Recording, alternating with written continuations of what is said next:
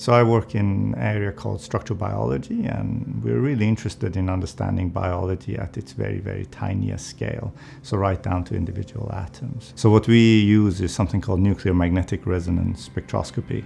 And we use this to look at how molecules inside the cell behave, how they perform their functions, what happens when they don't perform their functions, and how we can interact with them and manipulate them. And all of this we do to better understand biology in general.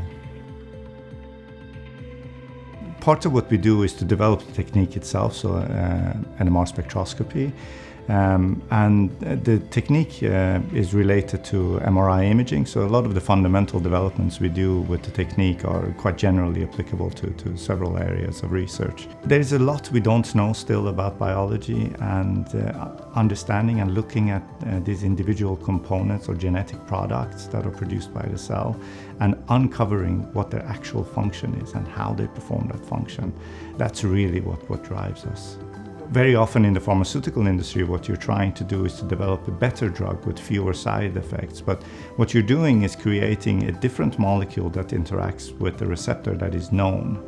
And what we're trying to do is to uncover new receptors. So while they might be, classically we might be looking for a better key that better fits the lock to only open the door we want to open, we're looking for new doors. We're figuring out new ways of getting inside. So that's really what thrills us, and that's really exciting for us. So we're really looking at really tiny little bits of circuitry, but the implication it has on the sort of organism are really quite vast.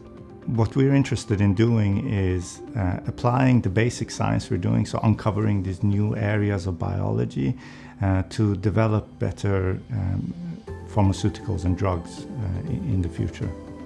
We're developing these technologies in order to address the biology that we're excited about. And it's kind of like, sailing around while you're building the boat at the same time. So we're developing the methods as we're performing the experiments.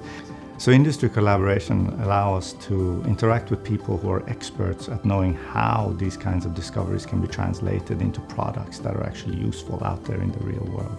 And that's a really important connection for us.